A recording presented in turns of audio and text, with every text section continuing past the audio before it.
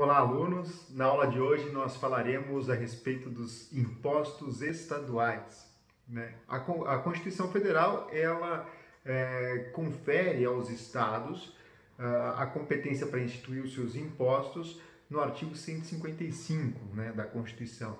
Então, no artigo 155, nós encontramos todos os impostos de competência dos estados, né? Todos os impostos que podem ser criados pelos estados e, consequentemente, também pelo Distrito Federal, que, como nós já conversamos algumas vezes, né, todos os impostos de competência dos estados e dos municípios também são de competência do Distrito Federal. Então, vamos começar a estudar os impostos estaduais e vamos começar pelo artigo 155, inciso 1 da Constituição, que trata do ITCMD, né, Imposto de Transmissão Causa-Mortes e Doação.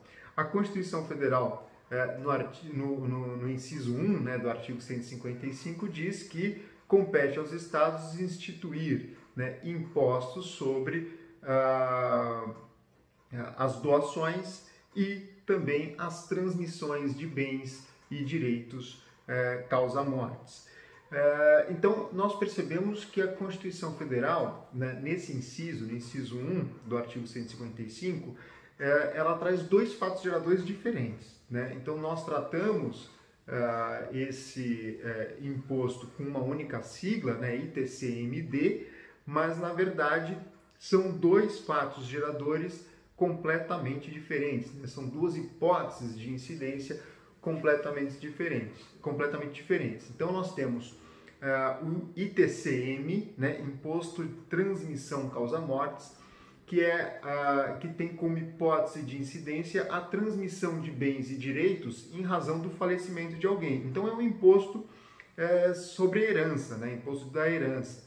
Então, toda vez que alguém vem a falecer e deixa bens ou direitos, né, a transmissão desses bens ou direitos para um terceiro, para uma outra pessoa, é tributada pelo ITCM. E nós também temos um outro fato gerador, né, nesse inciso 1 do artigo 155, que é o imposto de transmissão de bens, né, realizados por meio de doação. Então, é o que nós podemos chamar de ITD, né, Imposto de Transmissão sobre Doações. Então, nós temos o ITCM, Imposto de Transmissão Causa-Mortes, que é o imposto sobre as heranças, e o ITD, Imposto de Transmissão, né, referente à doação. Então, o artigo 155, inciso 1, ele traz aí para nós duas hipóteses de incidência de competência dos estados. Geralmente, nós tratamos, né, esse imposto com uma única sigla, né, ITCMD, mas fiquem atentos porque são dois fatos geradores, né, duas hipóteses de incidência completamente diferentes.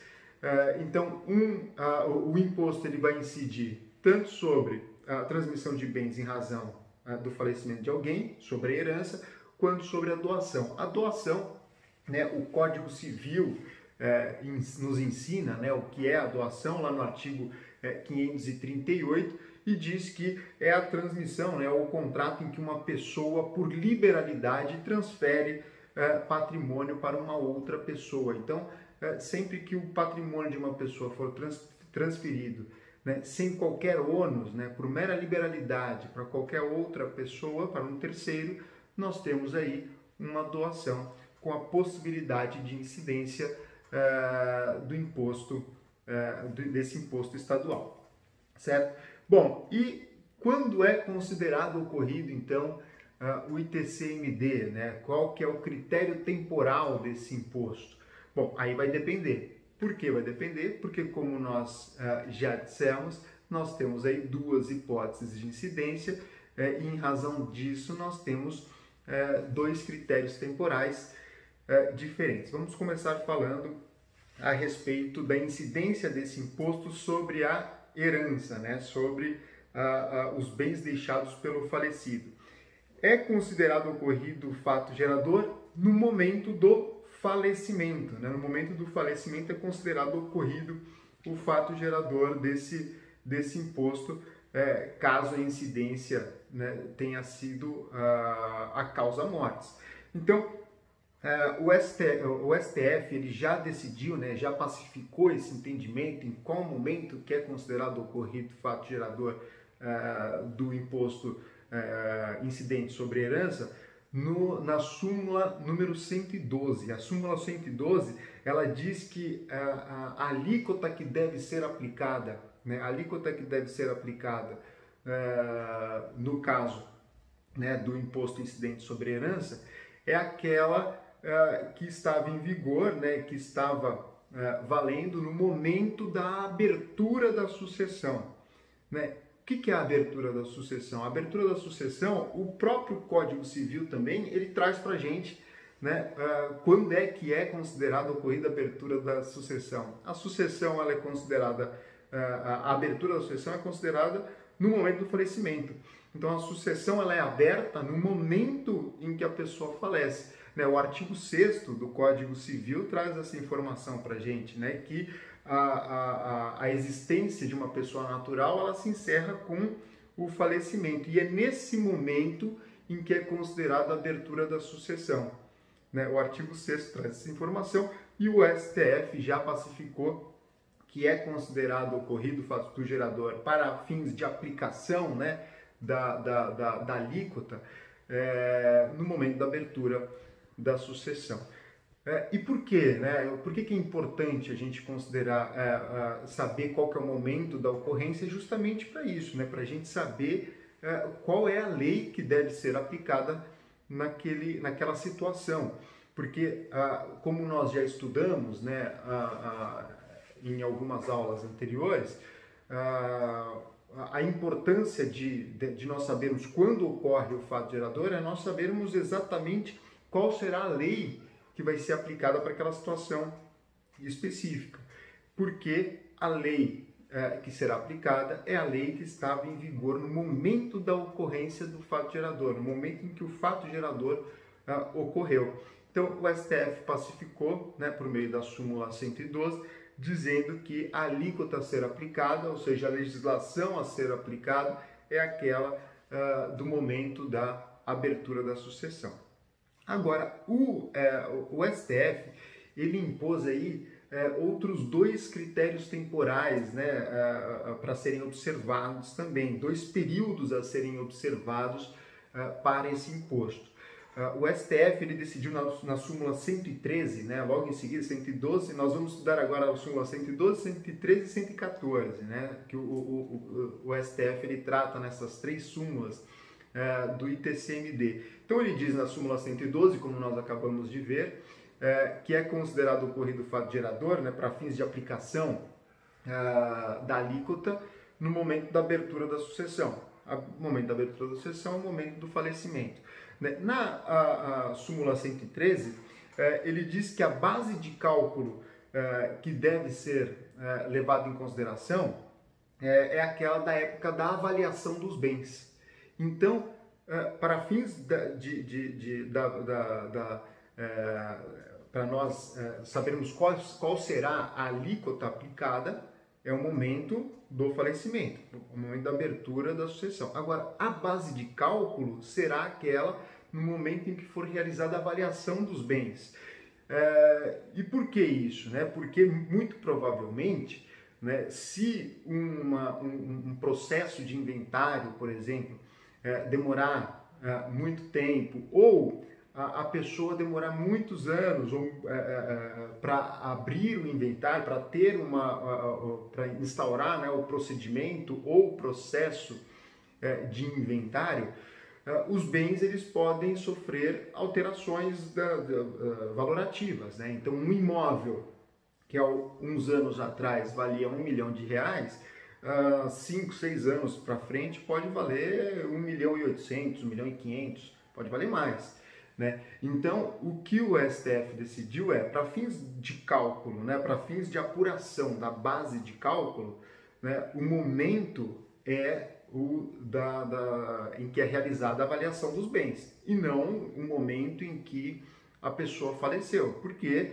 Porque a pessoa pode ter, né, os herdeiros podem ter aberto só o inventário muito tempo depois, então por negligência deles, evidente, os bens podem ter alterado, né, o valor, né, e consequentemente a base de cálculo pode ter se alterado. Então um bem pode ter se valorizado ou desvalorizado também, né? O que o STF decidiu no momento em que é realizada a avaliação, é aí que deve ser considerado aí a base de cálculo, deve ser realizada ali toda a apuração da base de cálculo do imposto, certo? E um terceiro momento, na súmula 114, o STF decidiu que o ITCMD não é exigível antes da homologação dos cálculos, né? Então,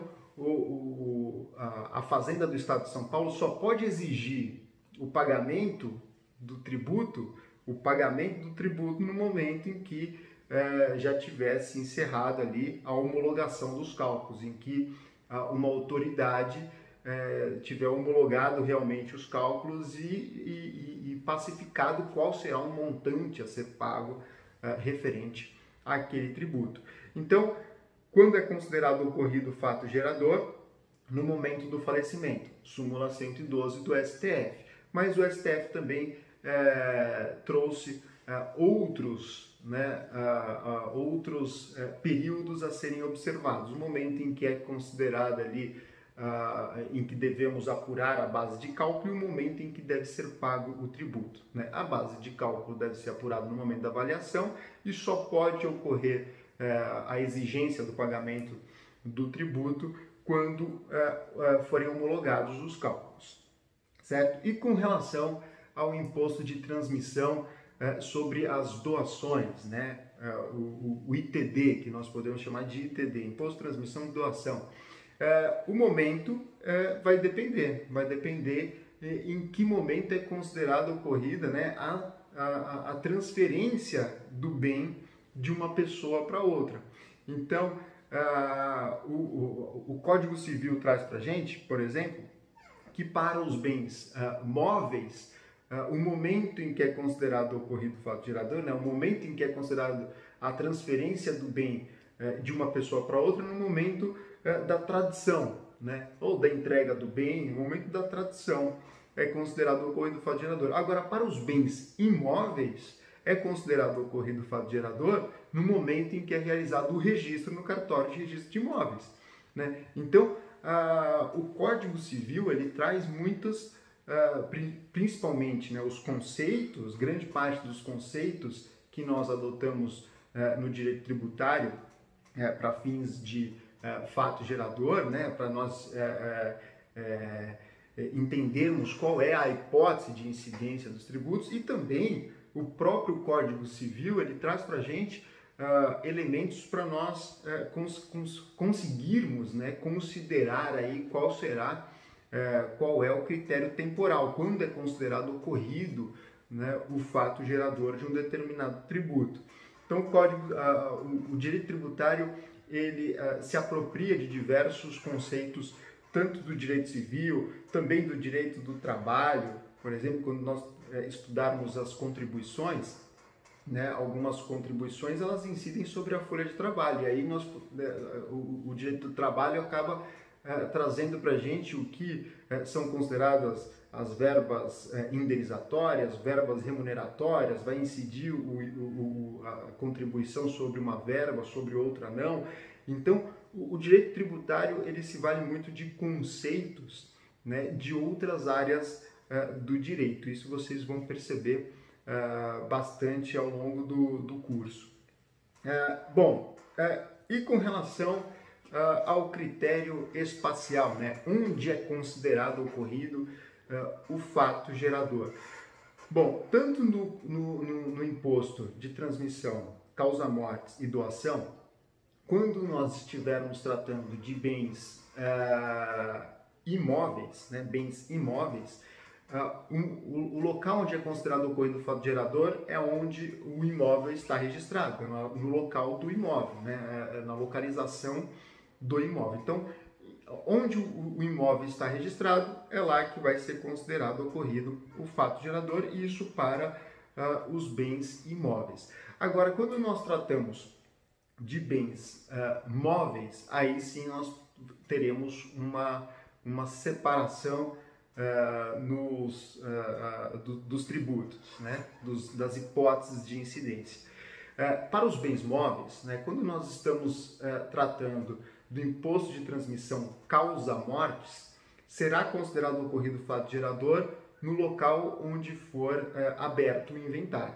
Então, onde foi processado o inventário, né, naquele local é que vai ser considerado ocorrido o fato gerador para os bens móveis.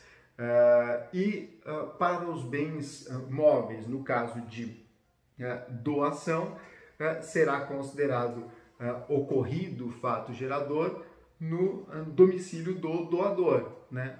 O domicílio do doador será onde será considerado ocorrido o fato gerador. E para que a gente precisa saber onde é considerado ocorrido o fato gerador? Para a gente saber para quem que a gente deve pagar o tributo, né? Se o fato gerador ocorreu em um determinado estado, é para aquele estado que nós devemos pagar o tributo. Se ocorreu em outro estado, será em outro estado. Então, se eu tenho um bem imóvel na Bahia, por exemplo, e eu venho a falecer, e o processo de inventário ele corre em São Paulo, né? Corre no estado de São Paulo, mas o imóvel está na Bahia, né? Para quem que eu vou pagar o ITCMD? Eu deixei um imóvel só na Bahia, só que o inventário foi aberto aqui em São Paulo. Para quem que eu tenho que pagar? Tenho que pagar para o estado da Bahia. Por quê? Porque é considerado ocorrido o fato gerador para bens imóveis no local onde o imóvel está estabelecido, onde o imóvel está registrado, né? E não num local onde é aberto um inventário.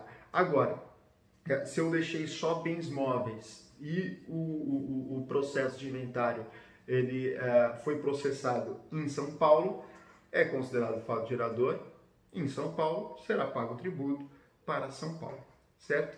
Então, o local onde é considerado ocorrido o fato gerador é importante para nós sabermos para quem nós devemos pagar o tributo, certo?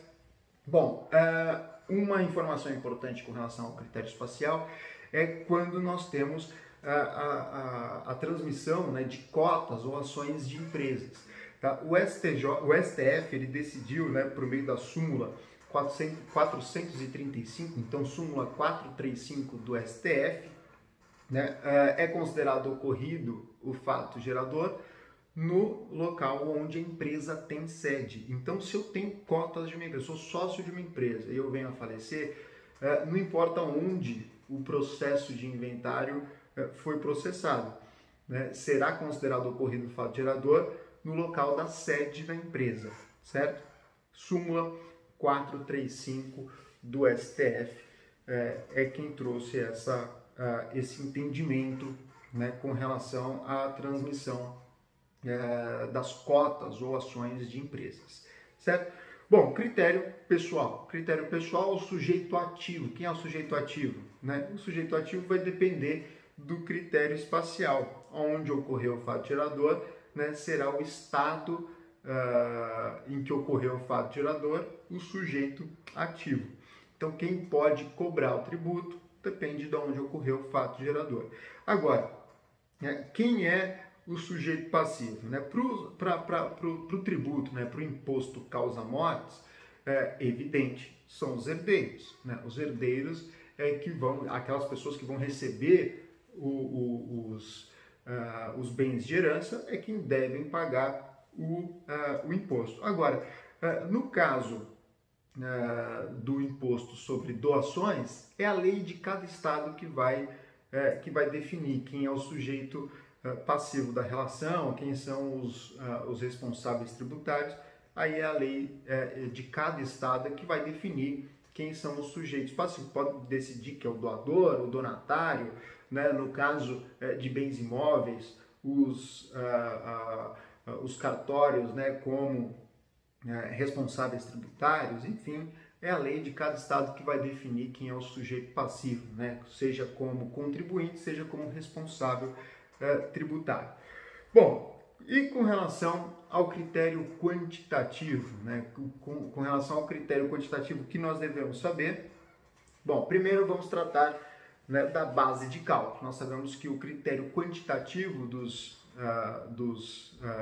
tributos dizem respeito ao quanto se deve pagar, né? Geralmente, né, quando nós vamos calcular o quanto devemos pagar de um tributo, nós temos aí uma base de cálculo e uma alíquota que incide sobre essa base de cálculo, né? Geralmente existem tributos que não são calculados dessa forma, né? Tem tributos que têm valores fixos, como é o caso das taxas muitas vezes, enfim, mas na grande maioria, como é o caso do ITCMD, nós temos uma base de cálculo e uma alíquota para que nós possamos calcular, né, o quanto devemos pagar relativo a esse imposto.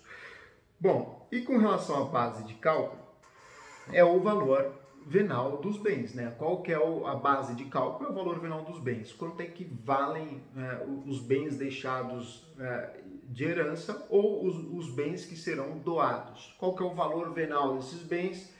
Essa será a base de cálculo do imposto a ser calculado.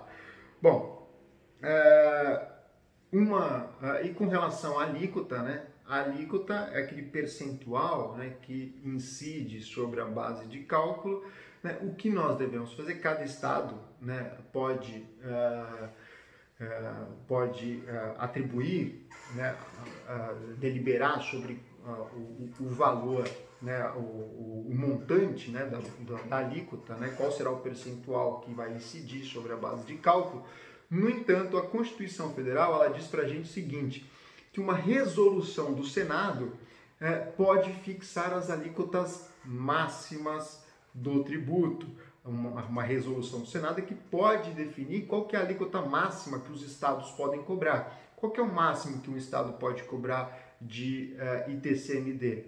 O Senado é quem pode deliberar. E o Senado deliberou, né, por meio da Resolução 9 de 1992, o Senado decidiu que a alíquota máxima desse tributo é de 8%. Então, nenhum estado pode cobrar mais do que 8% de ITCMD, né? Seja de imposto de doação ou imposto causa-mortes, não pode ultrapassar 8%, porque o Senado, por meio da Resolução 9 de 92, acabou estabelecendo esse patamar máximo, esse teto do tributo, certo? Então, nenhum estado pode cobrar.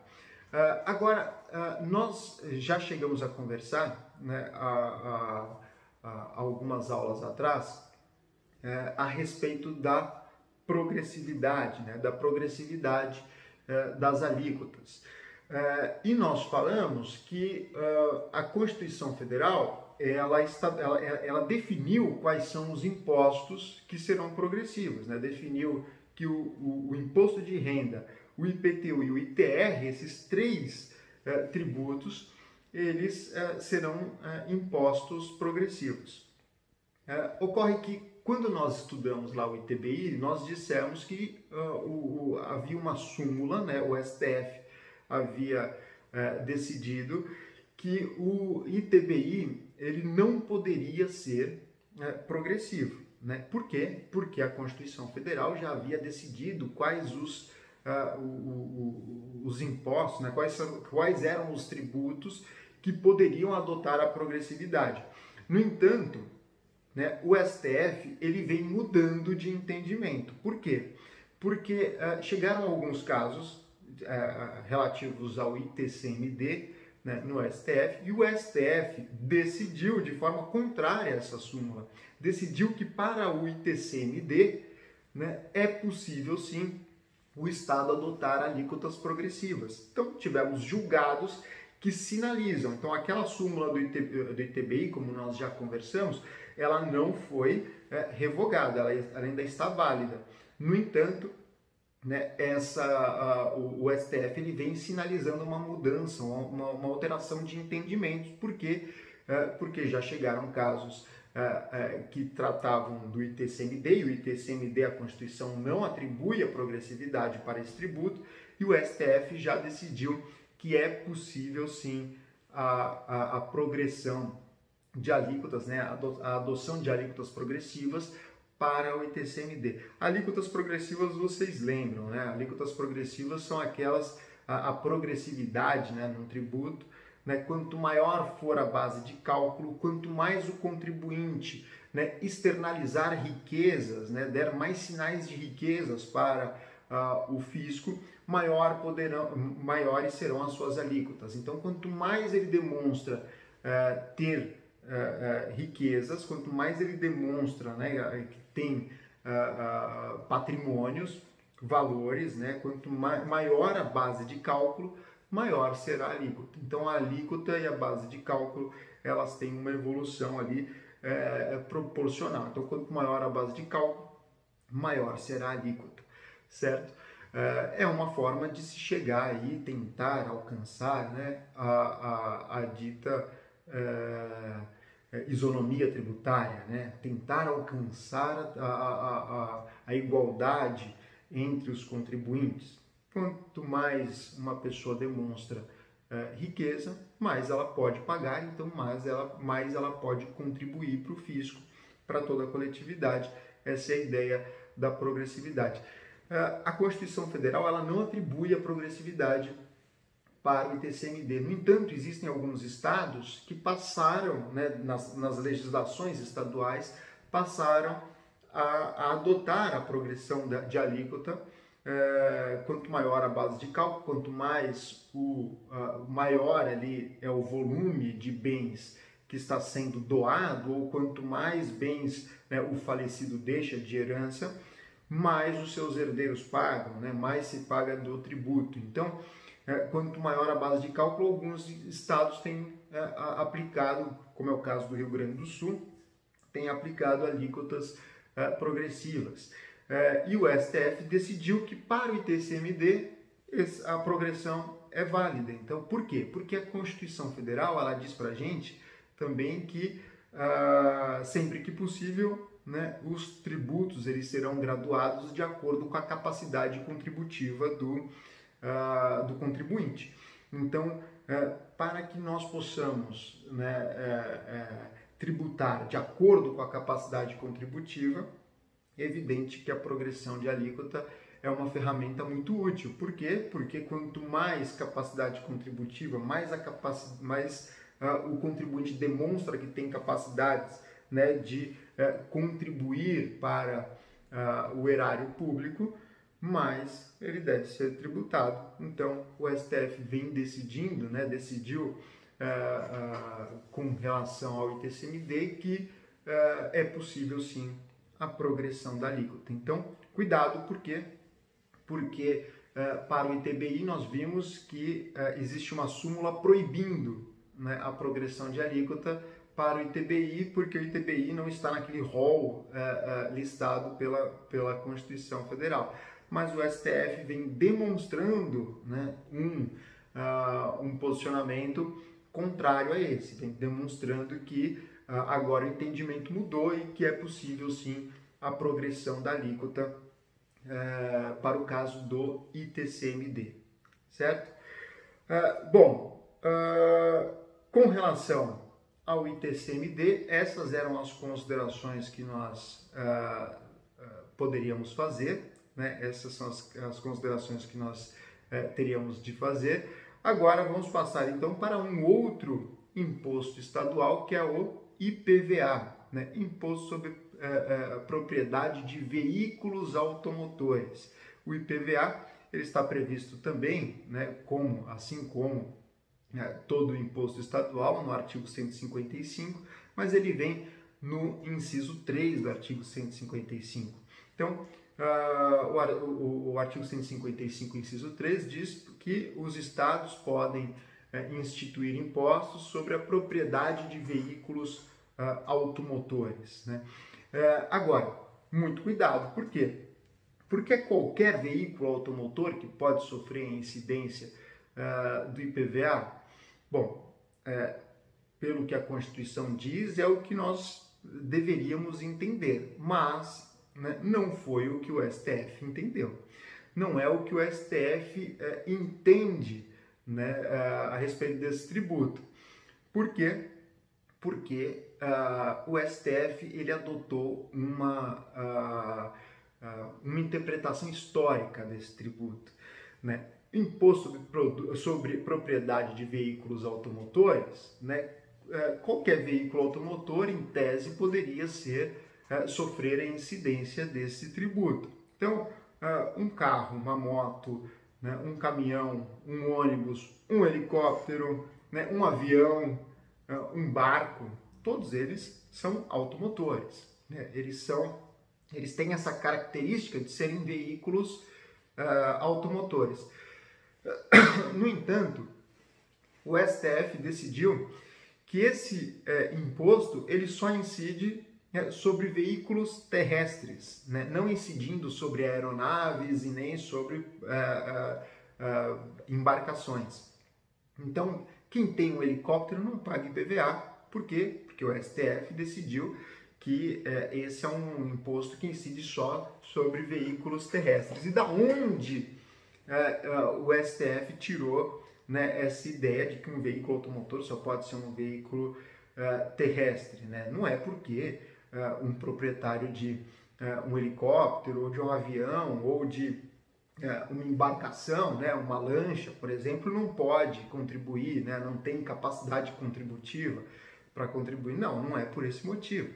É porque o STF ele entendeu que o IPVA ele veio substituindo, né, a taxa rodoviária única, que era um imposto que existia antes, né, da Constituição de 1988, que incidia justamente sobre veículos automotores terrestres, só sobre os terrestres, né? Era uma taxa que incidia sobre veículos terrestres e, como o próprio nome diz, né? Uma taxa rodoviária única, que no meu ponto de vista, né, não tem o menor sentido, né, relacionar um tributo com outro. Por quê? Porque quando a Constituição Federal ela sobreveio, ela foi promulgada, ela instituiu, né, um novo ordenamento. Ela trouxe uma nova ideia de tributação. Talvez até porque, né, o Constituinte ele quis realmente tributar todo e qualquer veículo automotor, e não único, exclusivamente o veículo terrestre. Mas o STF decidiu dessa forma. O STF é o intérprete, né, da nossa Constituição. Então hoje o que nós temos é um entendimento de que esse tributo ele não incide sobre embarcações. Então quem tem um helicóptero, quem tem uma embarcação, uma lancha, por exemplo, quem tem um avião, não paga IPVA, certo? Bom, qual que é o critério espacial desse tributo? O critério espacial, né, onde é considerado ocorrido o fato gerador desse tributo, é no local, né, é no estado em que esse veículo ele é licenciado. Então, se o veículo é licenciado em São Paulo, deve-se pagar o tributo aqui para São Paulo. Se o veículo é licenciado em Minas Gerais, deve ser pago o tributo para Minas Gerais. Com relação ao critério temporal, né, como nós já estudamos, né, o fato gerador, o IPVA é um fato, ele tem um fato gerador que nós chamamos de fato gerador continuado, né, aquele em que o fato gerador ele perdura, né, no tempo. Então, se eu adquiro um veículo, eu sou proprietário de um determinado veículo, eu sou proprietário do veículo todos os dias, né? Eu não tenho a ocorrência, eu não posso ter a ocorrência do fato gerador todos os dias, né? Eu não posso pagar o IPVA hoje, pagar amanhã, pagar depois de amanhã também. Então eu não posso pagar todo dia IPVA porque todo dia eu sou proprietário. Então o que acontece nesses casos é que a legislação ela deve eleger, né, um dia específico do ano para considerar ocorrido o fato gerador, né? É a característica desses tributos, né, que tem o fato gerador que nós conhecemos como o fato gerador continuado, que é o caso do IPVA, os impostos sobre a propriedade em geral, né? E, em regra, né, as legislações estaduais estabelecem que o dia que é considerado ocorrido o fato gerador é o dia 1º de janeiro, né, o primeiro dia do exercício financeiro, 1º de janeiro de cada ano, certo? Isso para os veículos já adquiridos, os veículos usados, né? Agora, quando nós adquirimos um veículo novo, né, um veículo que ele não foi licenciado ainda, né, um veículo novo, está na fábrica ainda, fomos na loja, compramos um veículo 0 km. É considerado ocorrido o fato gerador no momento da aquisição do veículo.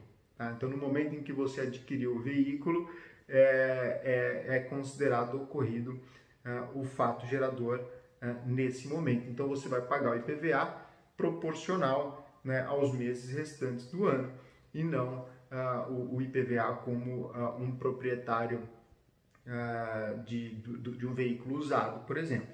Tá? E o critério pessoal, né, desse tributo, né? O sujeito ativo é o estado em que o veículo está licenciado, né? O estado em que o município está licenciado é o sujeito ativo, é quem pode cobrar e quem pode exigir o tributo do contribuinte ou do responsável, né? Do sujeito passivo. E quem é o sujeito passivo? O sujeito passivo, como contribuinte, é o proprietário do veículo. Então, quem era o proprietário do veículo, por exemplo, no dia 1º de janeiro do ano, essa pessoa é considerada, então, né, o contribuinte do IPVA. Agora, se esse veículo é vendido pelo proprietário com débitos, por exemplo, então o proprietário tem dívida, né, de IPVA, não pagou o seu IPVA e quis vender o seu veículo para um terceiro. O adquirente desse veículo, ele passa a ser o sujeito passivo, mas na condição de responsável tributário. Então, o proprietário é o contribuinte e o terceiro adquirente, que será o futuro proprietário, ele acaba assumindo, né, essa dívida como responsável tributário, certo?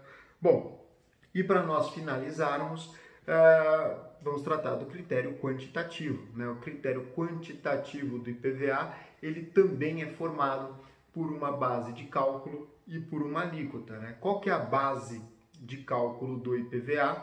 A base de cálculo do IPVA é o valor do veículo, né? O valor do veículo automotor indicado naqueles índices oficiais, né?